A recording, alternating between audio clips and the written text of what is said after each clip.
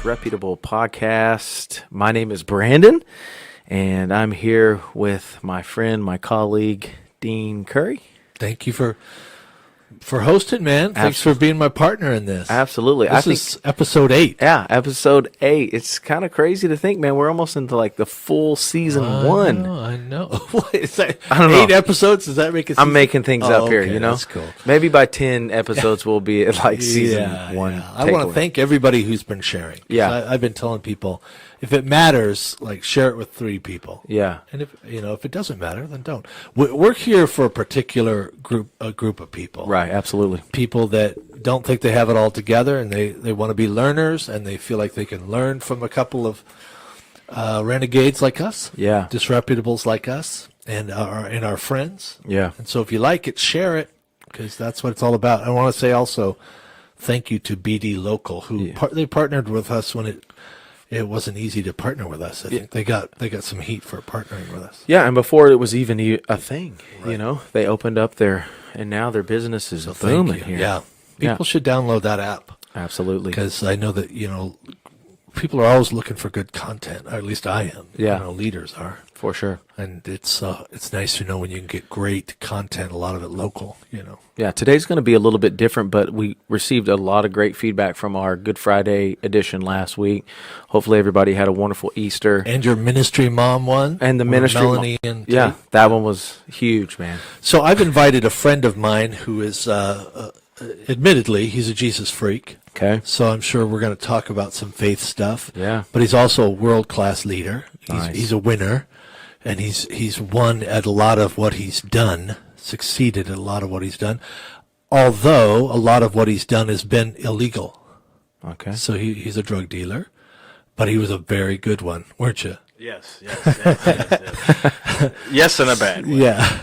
So this is Dyrel, and thank you for being with us, Dyrel. Yeah, man. Yes. Hello, my name is Dyrel, and I want to say thank you guys for having me. Oh, man, Absolutely. for sure.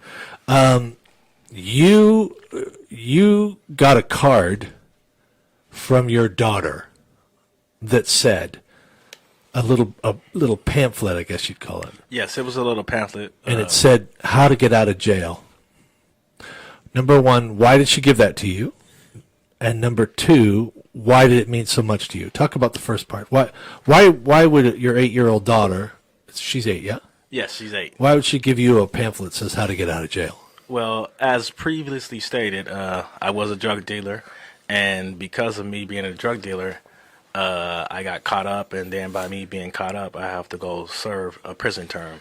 So Yeah, in a federal prison. yes, Yeah. So we discussed it with our 8-year-old daughter, and she thought it was a great idea when she seen a pamphlet to say how to get yourself out of prison. So she got it for me, and not knowing that it was scripture based and it was not about the bars itself, even though it Right. had bars on the front of the pamphlet. She thought it would be a great idea. That's one of the things I wanted. Essentially, this is a disreputable podcast. Right. It's uncut and uncensored, so we Yes. say whatever we want to say here.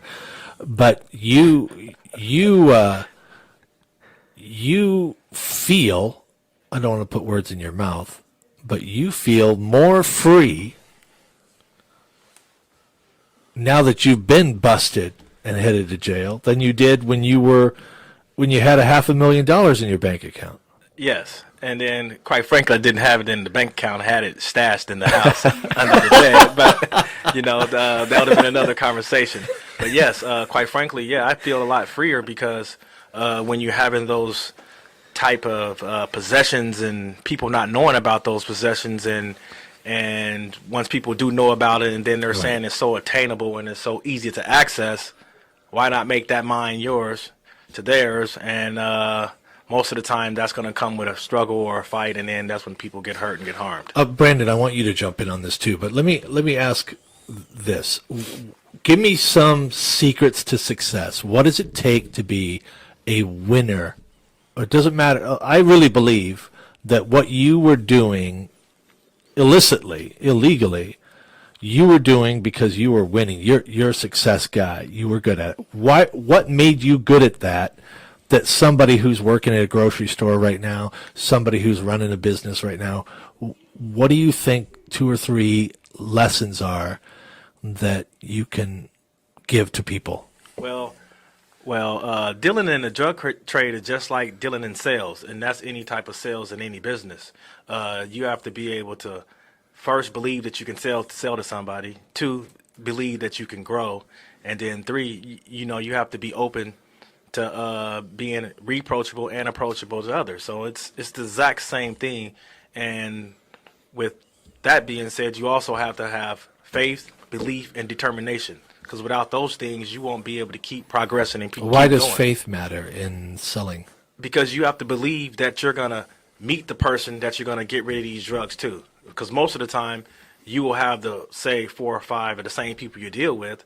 But if you have a great amount of drugs, you're going to need more than those 4 or 5 people. So you're going to have to get out there and knock on door to door, be able to talk to people, which is the same exact thing that, say, Seventh-day Adventists do. They go knock on doors and keep knocking on doors, and then they keep knocking on doors. Most of the time, people are going to say no. But if they go to 1 million homes and 1 million people said no, they wouldn't be knocking on any doors. Yeah, you said to me one time, this is after you became a believer, you said to me, hey, Dean, why do Mormons, why do Jehovah's Witnesses knock on doors? And you said, because it works. Yeah, because it does work. I mean, if you keep knocking and knocking and knocking, eventually you're gonna get into somebody's door, and then it starts with that conversation. You might not get that person, but a snowball can actually happen to where they can lead you to another person, Right. and then they get the message to another person. I really do believe this is a success secret, because most people are more focused on the 10 no's they get than the 3 yeses. Wouldn't you agree? Yeah, I agree with that 100%. Yeah.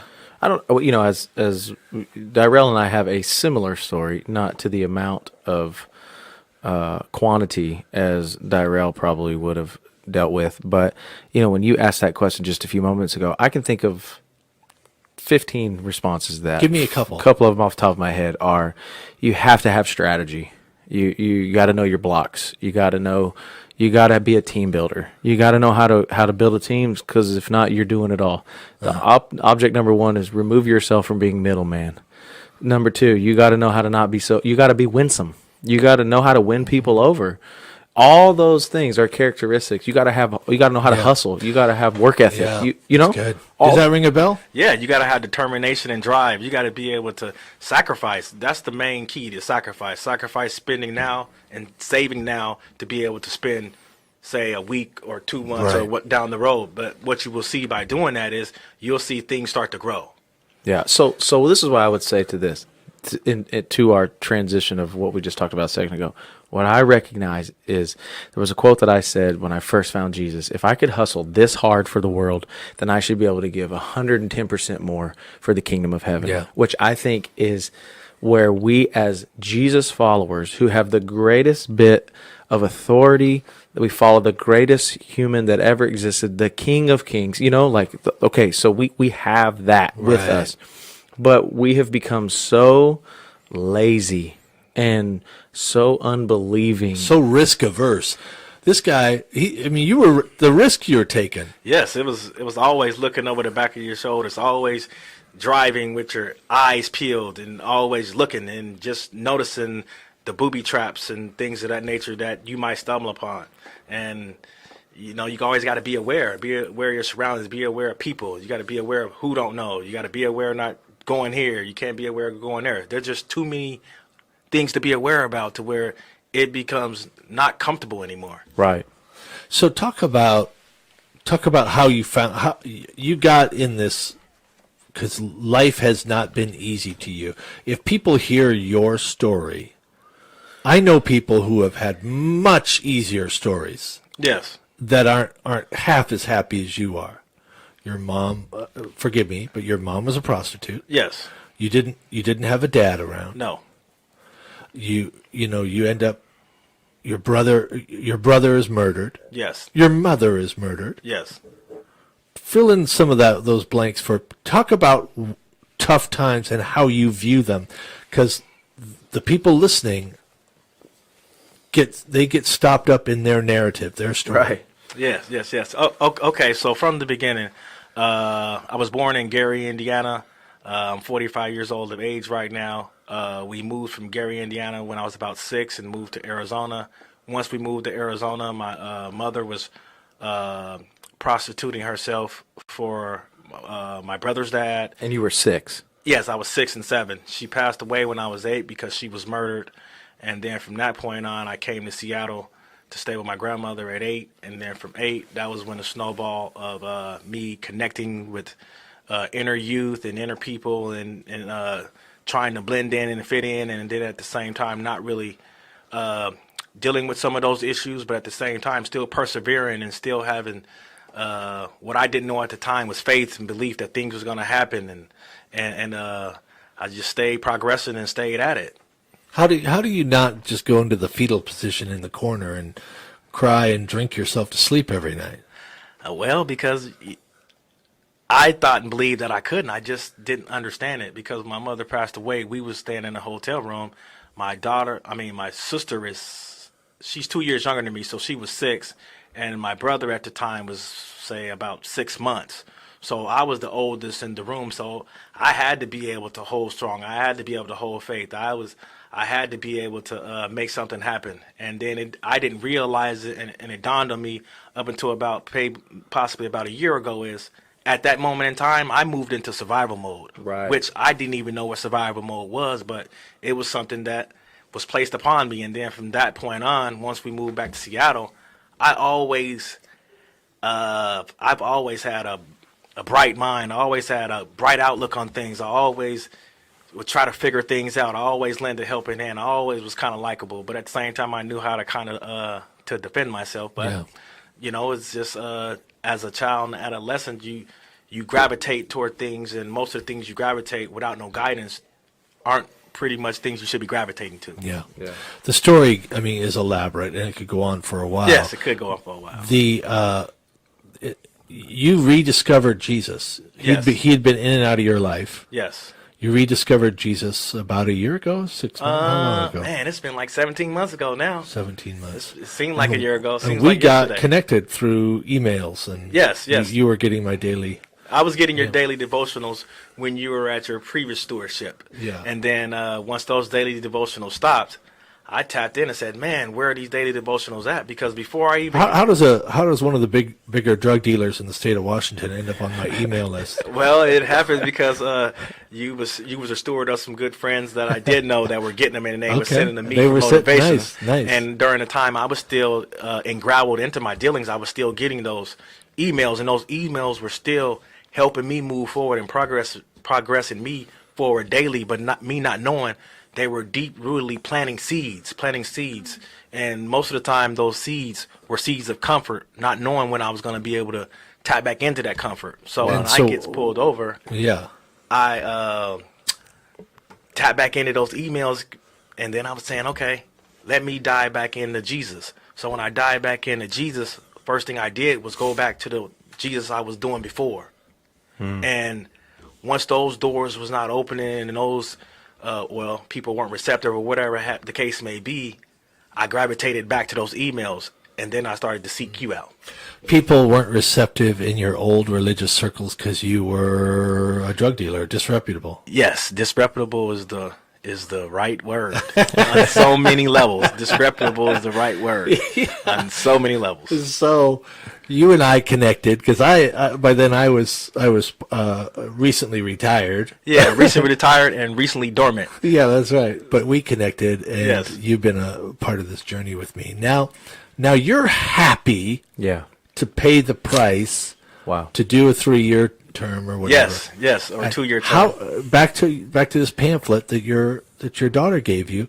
You said to me, "I'm going to be happier behind bars." Yes, then a lot of people are free out here in the world because a lot of people are still carrying that baggage along. They're carrying their day-to-day struggles, their day-to-day things that they're not opening the bag up like they take out their groceries and actually pick up and deal with. To where I'm going to be in a position to where all I can do is work on me and work on him and work on this right here. Right. So I'll have the time to be able to mentally, physically, and emotionally get strengthened up and come out here ready to attack this journey like a mad guy for Jesus. Yeah, and that's what I'm talking about. You know what I'm saying? Like, you get it, man. There's so much of that. If people could just catch your spirit, if people could just catch that faith when you come out, You're going to be like a mad guy for Jesus, which while you're in for 2 years, there's going to be a million other people who have that freedom to do it. But for whatever reason, they just aren't. And I think the more we, as followers of Jesus, could take a hold of your relationship, your faith that you have, and apply that to our life, man, the better we could be. Yes, you're absolutely correct. And the biggest thing to where truly believe I was blessed because I was able to be humble in so-called disreputable success. Because disreputable means a lot to me, because when you're in the street life and street world, you get stripes for being disreputable. What do you mean by stripes? The more disreputable you are, the more illicit things you do, the more reputable you become. Right. You build a reputation on this side when you're really supposed to be building it on this side. Yeah. And where more secular folks kind of gravitate toward that, and they believe in that, and then they're believing in the wrong ideal. Yeah. Believing in disreputable is reputable is just like worshiping an idol, because the more reputation you have, the more money you have, the more, say, if you're in the prostitution ring, the more women you have, Right. the more reputation you get, and people tend to like that portrait on the big screen. Wow. And so now that you're a Jesus person, how is disreputable different to you now? Well, it's this disreputable is a little bit different now because you're trying to be around more reputable, right people, and you're being looked at it through a different lens. You're not really being acceptive. It's not really being receptive, but it does get receptive once people experience some disreputable things in their own life. If somebody's listening, watching, and they say to themselves, I am not going to do another Christmas. I'm going to take a bottle of pills. I have a revolver. I mean, they're going to bed every night saying, should I just end it? Because they think they're too far gone. What do you want people to know that are desperate? Well, what I can say is you're never too far gone, because look at me. I'm 45 years old now. My mother passed away when I was 8. We was in a hotel room all by ourselves. And from that lens of anybody watching that on the screen, it doesn't look like there is no hope. But there was hope. There was faith. There was belief.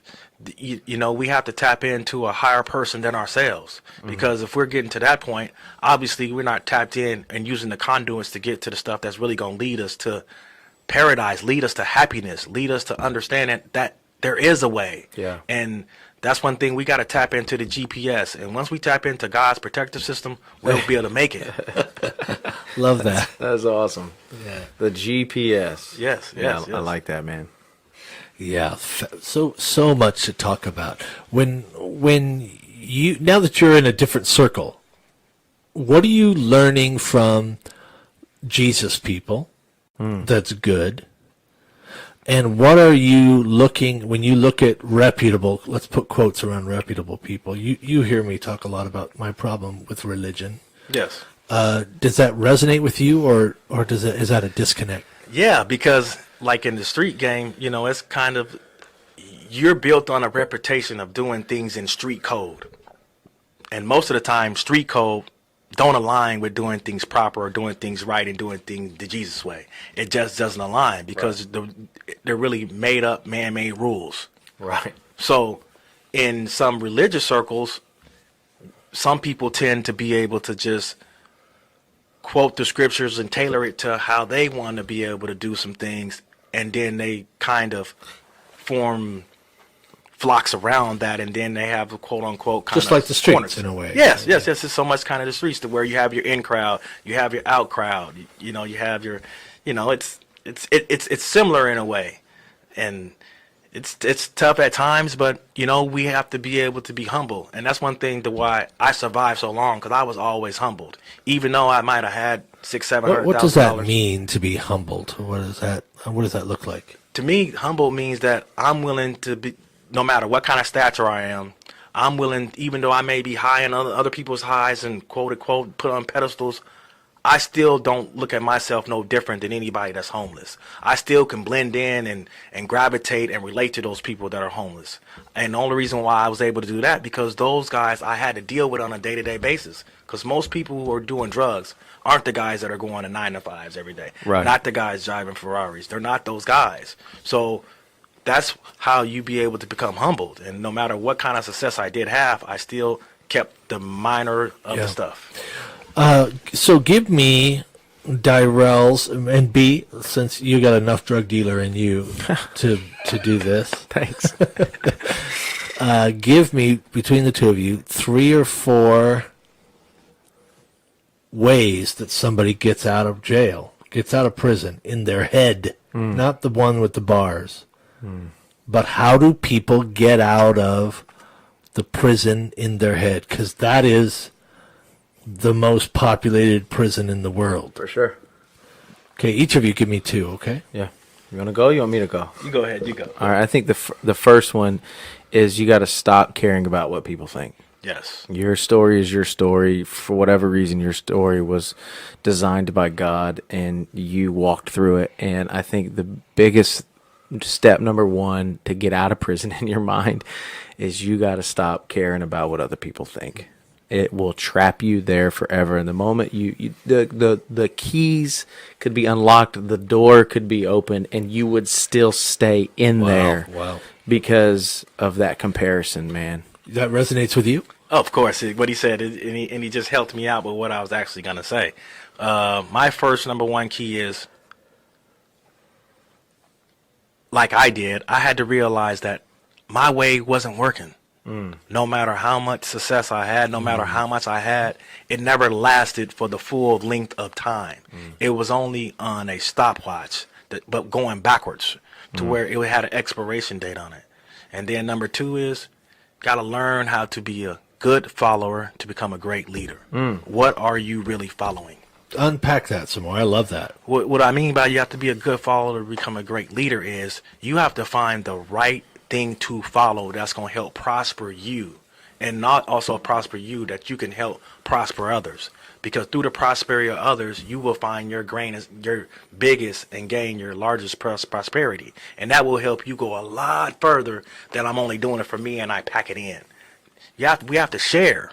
That's one thing a lot of Christians and so-called religious groups aren't doing. They're not really sharing. We share what we want to share. Some of those things that we have in that little cubby hole in the small jean pocket, that's the stuff that got the real richness, and that has way more weight than any of these precious metals or a lot of money that we have. That thing right there could connect to somebody in a great way. So we have to find the right thing to follow, and that's one thing about dealing with scriptures and watching scripture-based stuff and listening to Christian-based real faith music. It will touch you deep in your soul. Once you be able to get stuff that only goes mind deep, that's where some of the problem goes. Because some of the secular music out there only goes to here. Does it really touch you here? Doesn't get to your heart. It doesn't get to your heart. And that's where the real hearing is at. Because once it really hits here, you will start doing. Yeah. And start doing means I will start walking. And that's where I want to be able to do. Brandon, give me 1 more. Yeah, I think as we close, my premise was off my whole life. And it was, why do bad things happen to good people, or something along those lines? And I think the next way to get out, how to get out of prison in your mind is when you recognize that you're not a good person, and no stretch of the imagination.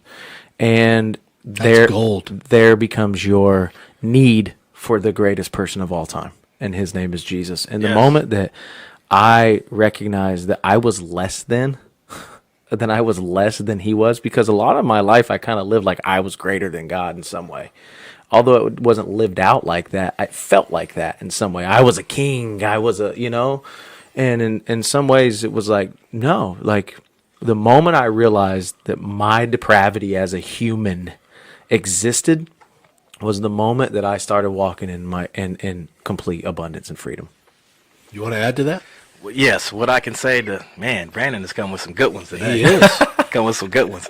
Well, It's the company. The two of us bring it out of it. For sure. Yes, what I can say is that getting out of prison, we got to understand is that road is ending. But just because that road ends, there's another one about to begin. We have to be able to travel and walk to the road that's going to begin. That means we got to be able to get out of that place in order to get to this place. That's right. But we can't get out of this place and get to this place without getting out of that. I believe that. It doesn't happen that way. When things blew up for me in this town, I was trying to explain to some. I had so many people tell me, "Well, I guess you're going to move now. Like, get out of here, right?" What I tried to explain to them is, I was in a car, and the car got in an accident, and I got out of the car and I got on a bike. Right. And I'm going to ride that bike until it gets a flat tire, and then I'm going to get in a plane. Right. And when the plane ends, I'm going to get on a train, and when the train ends, I'm going to walk. Yes. Right. And I think there you have it. A lot of people don't want to ride the bike. They don't want to walk, you know? They want to go to the plane and the train. But you can't get attached to one mode of transportation to keep the metaphor going. Yeah, Right? yes, You got to be able to get up. Right. Yeah, you have to be able to get up, and you got to keep moving, because either which way, what I figured out, you're still going to get there one day or another. You're going to get there kicking or scratching, or you're going to get there gracefully. Yeah, but you're still going to get there. Yeah. Choose your way. Yeah, beautiful. Closing thoughts, B? Yeah. As I love you, man. Oh my God. Yeah, for sure. Like, just your smile, as people got, they can't see your heart. They can't see unless they saw the live that BD Local's doing. But man, just your testimony, who you are as a dad, as a husband, as a friend, as a leader, as a follower of Jesus, inspires me even still to this day, sitting here. You're the reason, to be honest with you, why I do what I do. Yes. Your story, who you are, is why I do what I do, man. And it's an honor to sit next to you and sure. be able to do this with you. And we're brothers, man. Yes, of course, man. I just say this every time, every day. Without me going to go do this couple years, without me getting pulled over, without me losing it all, I would never gain everything. Wow. And I am in a greater opportunity and greater position to gain everything. Everything is more than all. Yeah. Oh, Everything is more. Mic drop. Gold. We're done. we're done. It's over. Yeah. Hey, thanks. That was incredible. Thanks so much for tuning in. I hope that you have enjoyed this. Dyrel, we love you, man. Man, I love you guys, man. I just love you guys so much. You guys never know. You guys are pushing me to greater limits, allowing me to put down my story, helping me to keep changing my diet. Yeah. And I'm not talking about just food. Right. Yeah. So it's been a great journey with you guys, and I was happy to be a part of this Jesus journey and build this 253 up as the best we can, and let everybody know there's more work to come. Let's go. So thanks so much for listening. Have a wonderful rest of your week.